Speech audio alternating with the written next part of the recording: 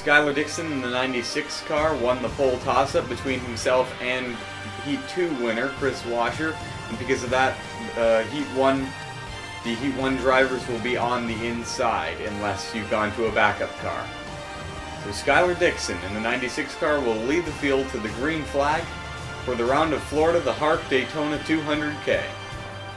Skyler Dixon would get a great start over Chris Washer and would grab be clear of him before they even reach turn 1. Jeffrey Finguy is wasting no time in getting to the front. He started third and now he's up into the lead. As now TJ Dent is who started fifth is already battling for the lead as we go into turn 3. Now William Duncan's going for the lead. William Duncan would end up getting the lead off of turn 4 with some help from Damir Bejianov.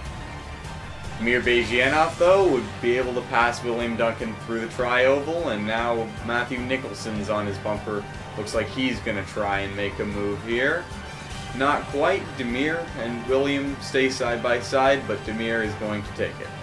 It's only the third lap, and already Matthew Nicholson is going for the lead, and we've had several lead changes. Sawyer Girl now leading a charge up the inside in the 01 car. Mark Nutt and Luka Obrovac right behind him. And Sawyer's going to grab the lead off of 2. Mark Nutt would be able to get to the inside of him through turns 3 and 4 and grab the lead himself, as it seems the inside line is significantly faster, at least on newer tires. Luka Obrovac is now going for the lead. Mark Nutt leads the lap at the stripe, but Mark Nutt is going to get it into turn 1 as the whole field has stayed relatively calm at mostly a two wide race for the whole field, other than a little bit of 3 wide near the back. Luke Obrovac now in the lead, Alex Allen in second. Luke Walker and Spencer Fullerton, though, get a nice run through turns 3 and 4 up on Luke Obrovac, and Luke Walker would take the lead. Spencer Fullerton now going forward as they go through the tri-oval. Spencer will end up leading that lap. These guys started relatively deep in the field. Spencer, in fact, started 23rd, so this is pretty impressive that they've been able to get to the front like this quickly, as now Ophelia Ndumian has taken the lead. As they came through turn 3 and 4, Ophelia Ndumian, the only female driver in the field, would be challenged by Scott Batista, and James O'Shea would force his way underneath Dakota Honecker in turn 3 and 4, and Jacob Young went with him. So James O'Shea is actually going for the lead right now as the field is beginning to go make themselves into 3 lanes wide here. No one really wants to lose a position by staying in the middle there. James O'Shea, because of the shuffling around behind him, was actually able to hold off the charges of some of the drivers behind him for a couple of laps, but now Ty Dent in the 83 is going for it. It's now pretty much the entire field is 3 wide, including now we have a 3 wide battle for the lead. Ilya Bondarenko coming up through the field in the 77 car. Ilya started 36th, I think. Oh no, 35th. But either way, it's only been about 7 laps, and already Ilya's gone from the back to the front. It just shows that absolutely anyone can win here. Ophelia Ndumian was actually able to get a pretty good run with some off of James O'Shea's bumper, and because of that, Ophelia would retake the lead as now Matthew Stringer's pushed up into Johnny Finguy and made it 4 wide here. Alex Tanker is has forced it underneath him as well. As Ophelia Ndumian continues to lead, well, now she has a charge from Richard Trulinski in the 71 car on the inside. Matthew Stringer, Ty Dent, Kyle Sosnowski, and Carl Ndumian would continue to battle 4 wide. In fact, almost the first 3 rows or so are 4 wide right now. However, believe it or not, these guys would not wreck. Just shows the skill and accuracy of their driving skills right now. Not to mention, they're not too bent up on forcing the issue right now. At least I hope not. But Ophelia Ndumian continues to lead, despite the well, crazy 4 wide racing behind her. Ophelia Ndumian would not be challenged for a couple of laps until Alex Tanker in the 19 dove to the inside. Richard Trulinski trying to run up the middle. Ilya Bondarenko trying to have his own line. Look at Carl Andumian down there forcing his own line. The Andumian teammates from Velvet Works Racing are on the inside and the outside. We had a very close call there as Ophelia got into the wall. We were 5 wide for a second, but luckily everyone would continue on. Ophelia even would lose about 10 to 15 positions there, but not too much damage for her. I think Kyle Sosnowski also hit the wall. This kind of split up the pack a little bit and calm things down. Luckily, that could have been a lot worse. Meanwhile, back up front, Carl Andumian would manage to take the lead. Mike Doan now having a run on the inside as we are 10 laps are in the books here at Daytona. Down into turn 1, Pichu London would get a run on Mike Doan, and he would grab the lead. Andreas Allen now having a run in the 39 car with some help from Tyler Faber, who did very well in his heat race. Skyler Dixon also joining that inside line. But Mike Doan would be able to hold on to it on the very outside there with a big run from Carl Andumian. Across the stripe for that lap though, Andreas Allen would be able to lead as he got a run off of 4 on Mike, and Andreas grabbed the lead. Skyler Dixon now back to the front here in the 96 car with a charge on the inside, as the whole field is once again pretty much 3 wide. Now Johnny Finguy going for the lead in the 42. We haven't seen him up front, I don't think, this weekend, but they sure got that car engaged now. But Johnny Finguy would be able to take the lead through turns 3 and 4. Ophelia Andumian, though, would be able to get by both Johnny Finguy and Andreas Allen, who were running side by side coming into turn 1. Ophelia, who was just in the wall a couple laps ago, her car is obviously fine. As now Jacob Young is battling for the lead with her as we go down the backstretch. The whole field is once again 3 wide. Ophelia would lead for the next half a lap or so until Andreas Allen, who was on the outside line, got clear of the cars who were on the inside of him and was able to drop to the inside of Ophelia Andumian, who was running all by herself up front, and Andreas was able to easily take the lead. Now Paul Swanson coming up the middle, and William Duncan also, the other teammate from Team Thunder, as they have now teamed up, and they are going to be first and second off of turn 4, it looks like.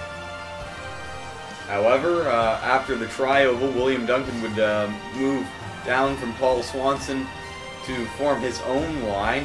No team orders going on at Team Thunder, that's for sure, but William would end up taking the lead. He moves up high, as that's the fastest line around on the straights of this course. However, he wasn't able to get down to block Matthew Stringer in time, and now Matthew Stringer is going to take the lead as Mark Nutt's back up into the top 5. Mark Nutt definitely has a strong car today.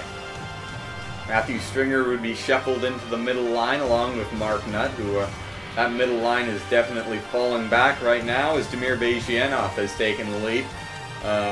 William Nicholson coming up on the inside in the 56 car with some help from Gerald Reddington in the 12, who blew a motor in the heat race.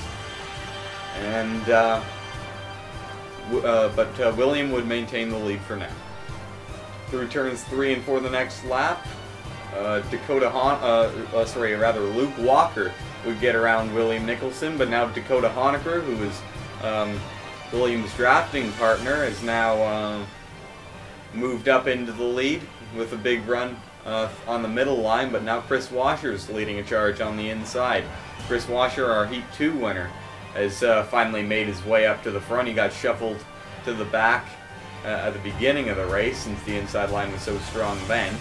But since then, the outside and the middle have kind of become just as strong as the inside, as now Michael Cain just flying by both of them in the 75 car. He started this lap, I think, out of the top 5, but he'll take the lead.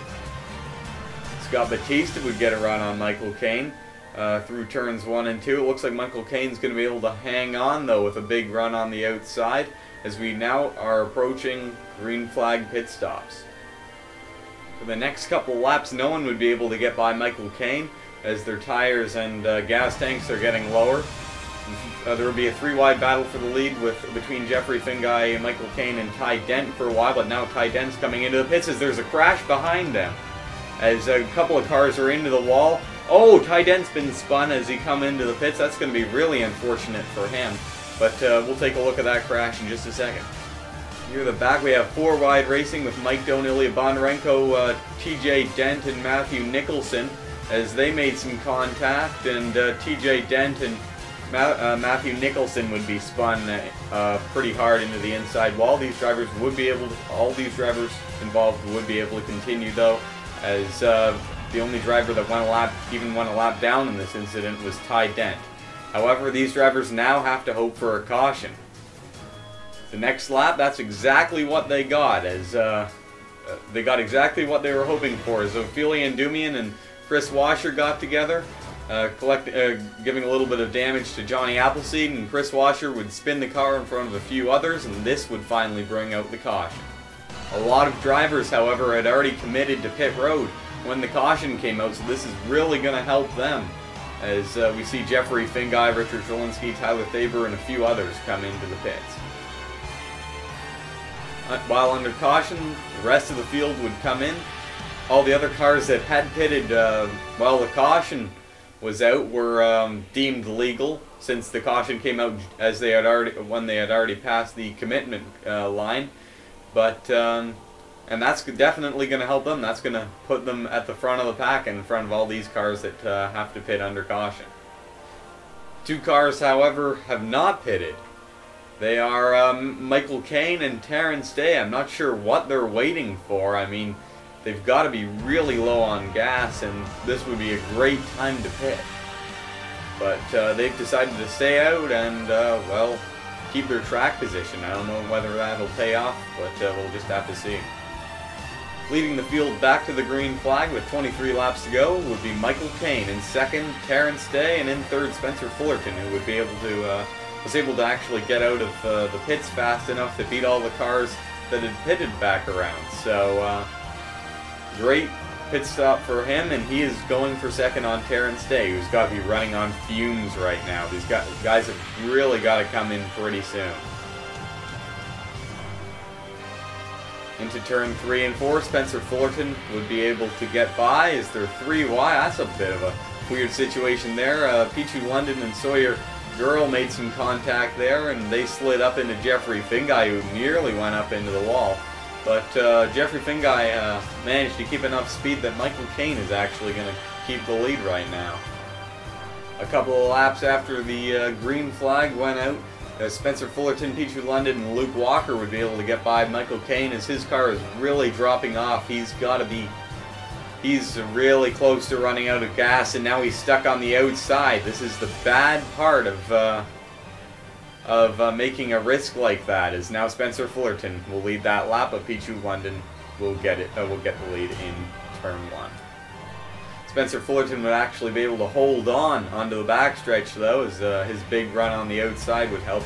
Luko Brovac got too close to Pichu London and left a gap open for William Nicholson. As now William's going for the lead on Spencer Fullerton. William had one hell of a run through there, but it looks like Spencer will be able to lead this lap. Near the back of the pack, Terrence Day ran out of fuel on lap 30. That would cause a bunch of drivers to be separated from the main pack. Richard Zielinski, Dakota Honecker, Tyler Thaber, and Carl Ndumian all trying to get by him as Terrence Day would finally get to the apron. That took way longer than necessary, as Terrence will have to pit to get some more fuel. Off of turn 2, Jacob Young would take the lead from Spencer Fullerton. Skyler Dixon, however, would shove him up high, and Skyler's going for a run himself. Skyler, however, did not get the drafting help that he needed. However, Skyler would actually be able to make a run pretty much on his own on Jacob Young. I don't know whether that's going to work off of turn 4, but William Duncan's got one hell of a charge in the 6 car right now. As the leader of that lap would be Jacob Young. William Nicholson now, William Duncan rather, would force it 3 wide for the lead, and it looks like William is gonna get it through turn 1 and 2. While this was going on, Michael Caine also ran out of fuel, blocking Damir Bezhianov, Scott Batista, Andreas Allen, Ty Dent, Dakota Honecker, and James O'Shea especially from getting by him. Michael Caine can't seem to get down to the inside. Whoa, that was a really close call with Tyler Faber there. Michael, why are you holding up the field? This, believe it or not, would not bring out a caution. Michael would be able to get to the apron and go into pit road to get the fuel that he needed. The leaders would come up on Terrence Day, who is now a lap down, and he would be very slow holding up the outside line. However, he was able to pick up enough speed to actually stay with this pack, and Michael Caine is now coming out of the pits, and he's going to be at full speed, and he's actually going to end up at the front of this pack, as now Matthew Stringer has taken the lead, as the field is scrambling to figure out how to get by Michael Caine. During the scramble, Alex Allen, Matthew Stringer, and Mark Nutt would end up 3 wide for the lead. Mark Nutt, this is his 3rd time up front today, I think, as Michael Caine continues to try and get his lap back if the caution does end up coming out. Coming out of turn 4, William Nicholson would make it 4 wide with Damir Bezhianov, Alex Allen, and William Duncan. And as they came through the tri-oval, Damir would make some contact with Alex and Mark Nutt, Matthew Stringer, and the whole field is involved in this accident. A lot of cars heavily damaged.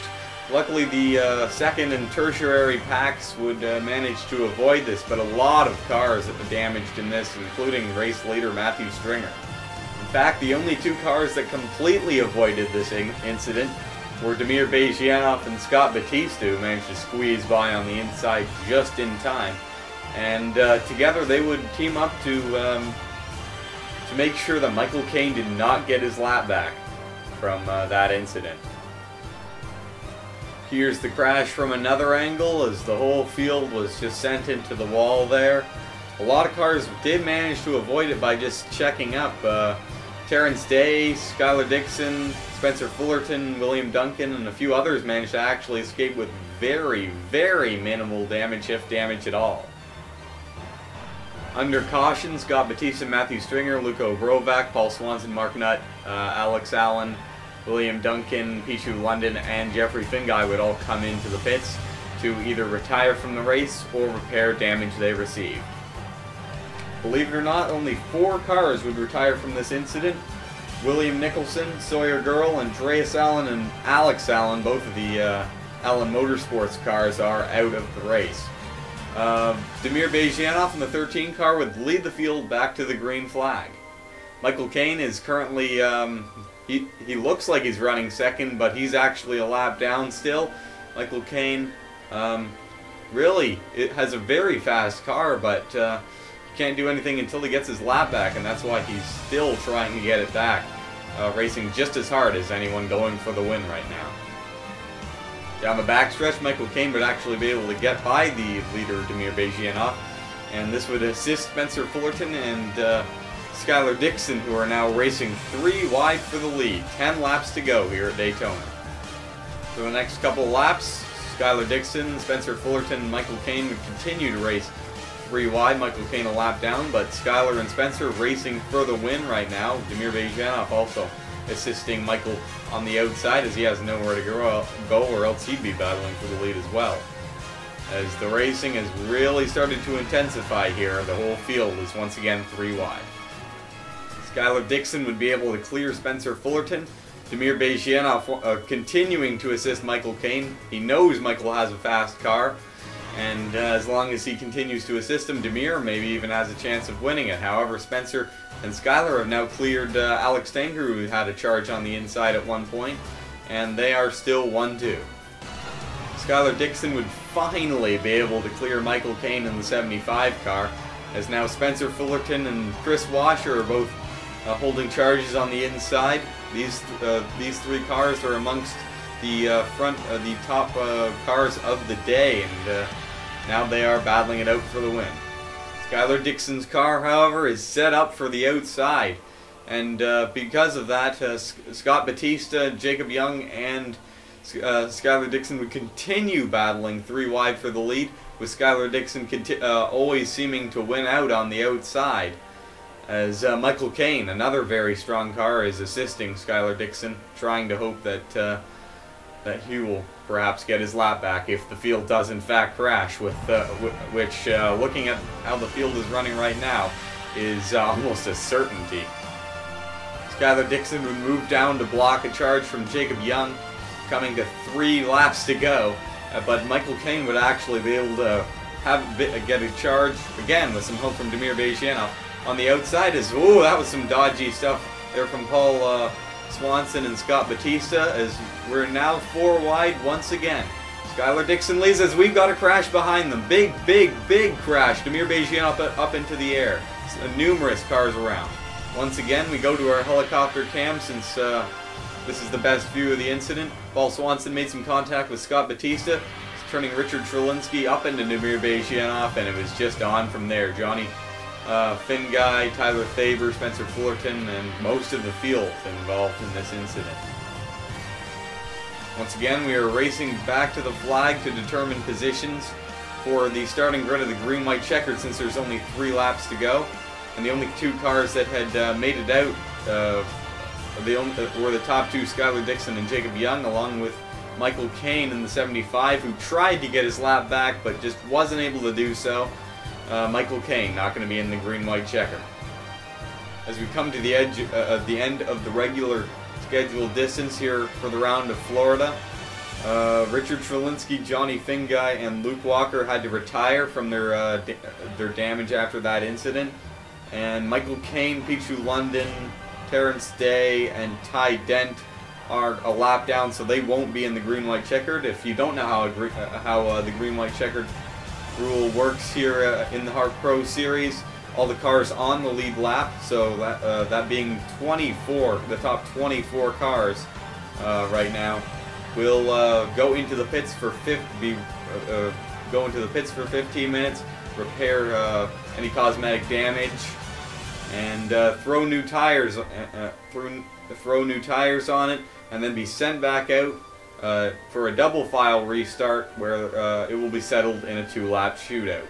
Skyler Dixon would lead the field back to the green flag with just 2 laps to go here for the just the second green-white checkered in HARC Series history. He would get a nice jump on Jacob Young, who did not get a very good restart. Skyler Dixon would clear him into turn 1. Now Paul Swanson, though, trying to make a move on him, not able to do so right now. Looks to the outside, now dives to the inside. Not going to be enough here. Skyler Dixon holds on for now. Through turns 3 and 4, Paul Swanson was able to make a charge. Alex Tanker now looking to the inside of Paul Swanson as we come to the white flag. 1 lap to go in the round of Florida. Alex Tanker trying to get by Paul Swanson, is able to do so. Spencer Fullerton now helping Alex. Now Spencer dives to the inside of him. Spencer with some help from the 00 of Johnny Appleseed. Can Johnny have a chance at this race win? The 7 coming up on the inside. They're 3 and 4 wide through the whole field behind him. Can Spencer Fullerton hold on for half a lap more? He goes to the outside to block Johnny. He goes to the middle to block Kyle. He goes to the inside to try and block Mark. That's not a good idea. Mark already has a big run. Mark dives to the inside. Through the final corner. Ophelia Endumian on his bumper. Can Ophelia win it? Ophelia tries to get to the inside. It's not going to be enough. Mark Nutt wins the round of Florida. Ophelia Endumian and the 2 car came up just a little bit short in second, but considering Ophelia went from 24th to 2nd and Mark went from 21st to 1st, they got to be happy with themselves right now. Spencer Fullerton, who started the green-white checkered 7th, is going to finish 3rd. Starting off right where he ended last season in the championship, so great run for him. Kyle Sosnowski actually beat Luka Obrovac, so the 7 beat the 3 at the line. Kyle and Luka both had great runs for their first HARC Pro Series start. Johnny Appleseed in the 00 managed to come across the line in 6th place. Nice run for him And then behind them, Damir Bejyanov edged out Jeffrey Finguy by, I think, 1/1000th of a second or two to get 7th. Jeffrey Finguy, as I already said, finished 8th. Alex Tanker in the 19 car, up at the top of that 4-wide battle, finished 9th. And Mike Doan, who was in a really sticky situation there in the 72 car, managed to come across 10th, beating William Duncan and Gerald Reddington both by about 1/1000th of a second.